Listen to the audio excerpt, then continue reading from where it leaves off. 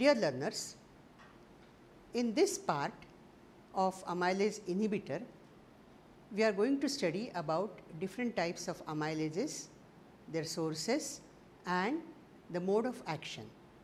We shall also consider the digestion of starch in the human digestive system. At this stage, it will be appropriate at this stage to revise here the structure of starch. Starch is a polysaccharide made up of glucose.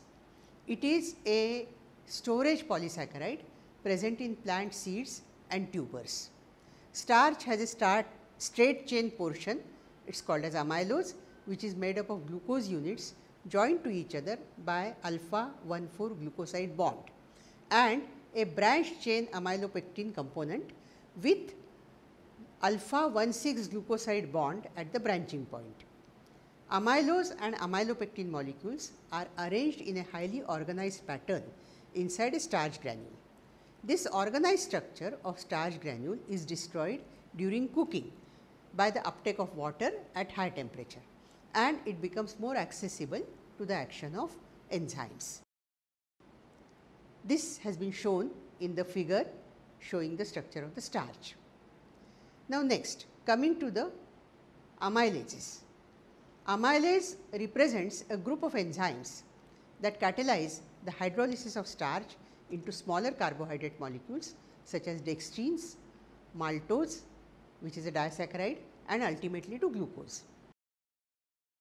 Two categories of amylases are denoted as endoamylases and exoamylases. The first type, endoamylases, are also called as alpha amylase.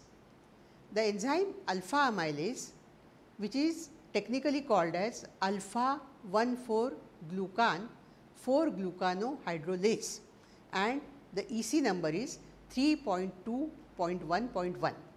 This is one of the major secretory product of salivary glands and pancreas, and they play a role in the digestion of starch as well as glycogen. Alpha amylase is widespread among living organisms, especially in the digestive system of human beings and other animals as well. An alpha amylase called ptyalin is produced by salivary glands, whereas the pancreatic amylase is secreted by the secretory cells in pancreas. It is also present in plants, especially in the germinating seeds, and is also secreted by many microorganisms.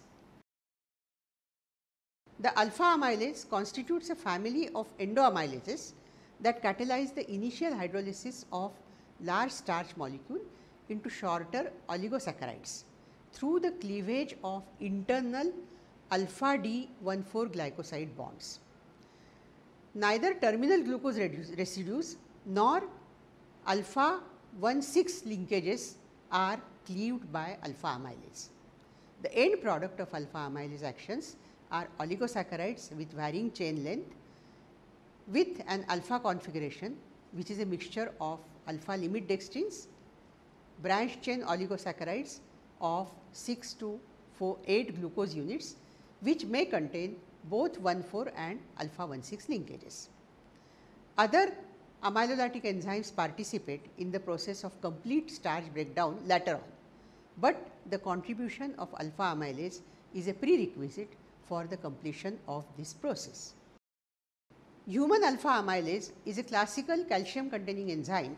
It is composed of 512 amino acids in a single polypeptide chain with a molecular weight of about 57.6 kd. There are 5 amylase genes clustered in the chromosome 1. 3 of them code for salivary amylase, amylase 1A, amylase 1B and amylase 1C, and the other 2 genes, amylase 2A and amylase 2B, are expressed in pancreas. Human salivary and pancreatic alpha amylase share high degree of amino acid sequence similarity. The second category of amylases is exoamylases. Exoamylases can break an alpha glucoside bond from the free end of an oligosaccharide. These are 3 types of exoamylases which differ in their mode of action.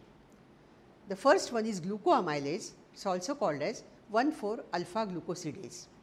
This enzyme breaks 1,4-alpha glucoside bond from the terminal end of an oligosaccharide with release of 1 glucose unit at a time. It cannot hydrolyze 1,6-alpha glucoside bond which is present at the branching point, and therefore, it leaves an isomaltose residue after the hydrolysis. Second type is beta amylase. Beta amylases also act on the terminal end of the oligosaccharide chain and break 1,4-alpha glucoside bond, but at an alternate glucose unit, thus releasing maltose and isomaltose as the residues. Beta amylases are present in yeast, molds, bacteria and plants, particularly in the germinating seeds. They are the principal component of a mixture which is called as diastase, that is used in the removal of starchy sizing agents from the textile and also in the conversion of cereal grains to the fermentable sugars. Third type of enzyme is isomaltase, or it is called as 1,6-alpha glucosidase. This enzyme acts on 1,6-alpha glucoside linkage which is present at the branching point in amylopectin or also in glycogen, and it is essential for complete saccharification of the starch.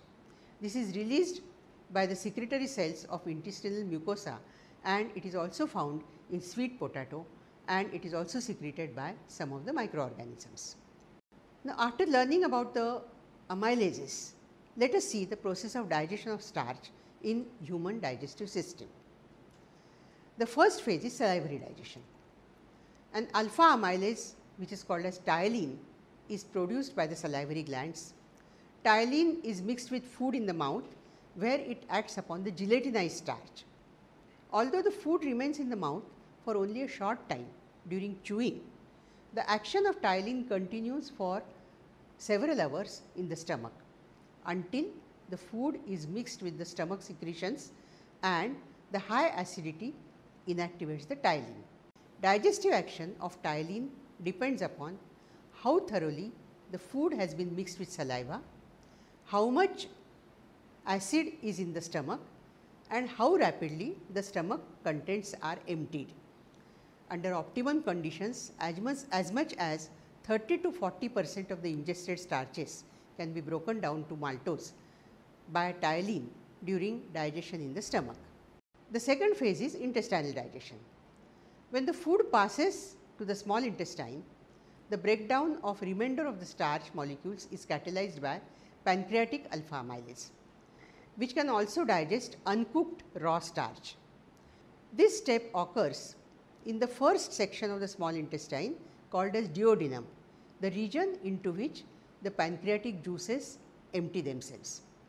The byproduct of pancreatic amylase hydrolysis, that is the dextrins and the oligosaccharides, are ultimately broken down to glucose by other enzymes which are secreted by the mucosal cells in brush border of small intestine, and later on they are rapidly absorbed through the small intestinal wall.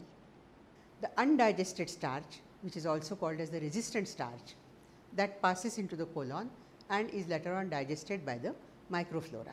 So, dear students, in this part we have learnt about the basic structure of starch, mode of action of different types of amylases, sources of amylases, and the process of digestion of starch in human digestive system. Thank you.